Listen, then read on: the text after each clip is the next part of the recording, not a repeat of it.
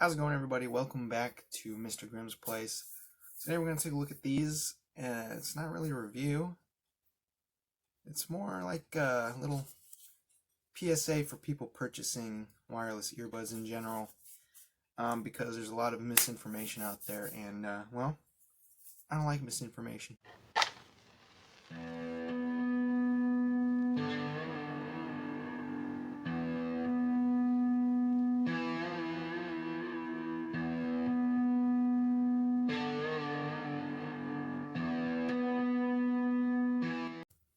Yes, I'm going to be blabbing about the Bose SoundSport wireless free earbuds today, because this is my second pair, and I'm not real pleased with, I guess just my first impressions of it were really bad.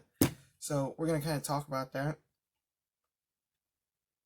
and kind of explain my experience. This really isn't a review, but I'm going to tell you a little bit about how much I like it and stuff, but I'm not really going into serious in-depth. There's tons of reviews of these, but I'm going to kind of discuss a serious problem with them that I've had and that a lot of people on Reddit and other sites have had. So yeah, let's open this can of worms.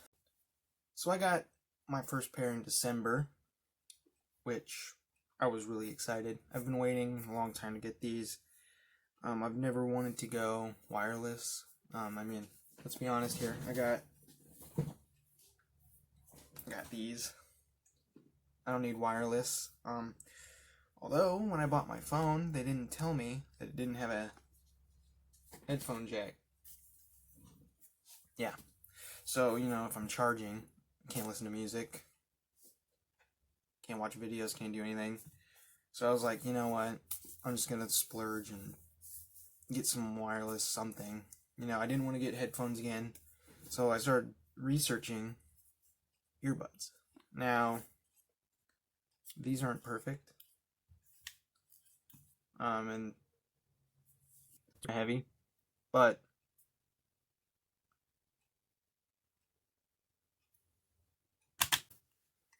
I really haven't had too many issues with them.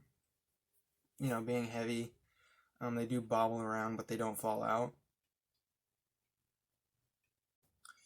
Plus, I really like the battery life on them. You get 5 hours roughly, plus I think 10 more hours out of the case, which is really nice because 5 hours is quite a bit of time, and depending on what kind of a job you have or what you're doing every day, it's really useful. I would suspect that these are really good for working out, but just in general, I needed something wireless so that I could use my phone while it's charging, and I could have something that's not hanging from my ears. I don't want any wires. I almost got the just the original SoundSports with the wire that goes around.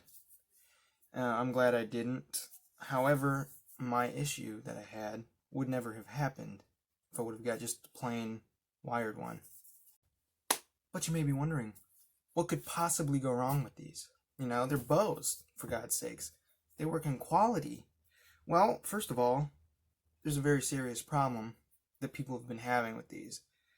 So the way these work, and I'll kind of explain it without opening it because I don't want it to jack up the audio. Your right earbud, which mine is flashing, it's charging apparently. This is the master bud, okay? It acts like a Bluetooth headset, basically. All the information is transferred to this one, which is fine. And then it transmits the rest of the left audio to the left earbud, the slave bud. So here's the issue. These are extremely powerful. I had my phone here in my bedroom, and I went on the other side of the house and I could still hear my music. Okay, so this next issue is going to be hard to believe, because sometimes this right earbud doesn't transmit the audio properly to the left. So what you have is a lot of drops in the left ear. Sometimes it's for just a second, sometimes it can be for 2 seconds, but it really does screw you up. It's kind of discombobulating when you're listening at a higher volume, because you can be like, it causes a problem. But it caused a lot more problems for me. I mean, I'm one of those guys that reads reviews all the time, I watched like hundreds of reviews and read, and basically, none of these reviewers ever talked about this problem. Ever. Which kind of sucks, because I was really hoping that this was going to be an awesome product, which now it is, and we'll get into the problem being solved, but you expect better quality from a place like Bose. I mean, for God's sakes, they've been pioneering wireless audio for the last 10 years. I mean, you wouldn't have AirPods without the QC35s. I mean, you just wouldn't, because nobody was trying to get higher fidelity sound out of Bluetooth headphones until Bose tried it. So how did I fix this problem? To be 100% honest, I didn't fix this problem. I sent them back to Sweetwater, because that's where I bought them through, and they sent me a new pair. I call these my Bose 2.0s, because the first ones didn't work very well, and these work a lot better. I put about 25 hours of listening in through these, and I've only had the audio in the left ear cut out one time. So, yeah, I didn't update it either. They push for more updates through the Bose Connect app. I didn't do that because, well, obviously that was the problem. Their latest firmware must be busted, and basically any update that they've ever had, because they work fine without any updates.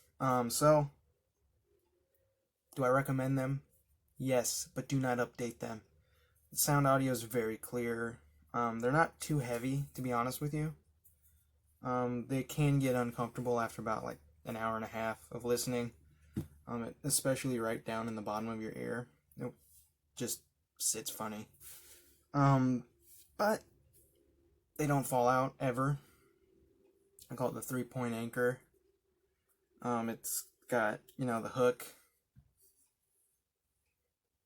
and then this part just sits in your ear canal slightly, and then it rests in your ear on that part. So they're not going anywhere. The audio is very good, very clear, very impressive. To be honest with you, I was kind of expecting just bare minimum, but they're great. The soundstage, though, is very small. It's kind of weird. If you're used to like headphones, which have a soundstage as big as a room, where you can just hear things really far away, these aren't like that. Everything's well contained in your ears. So that's not really a problem. It's just a different listening experience. And yeah, I'm pretty pleased with the battery life on these. You get 5 hours in the buds, and there's 10 hours in the case.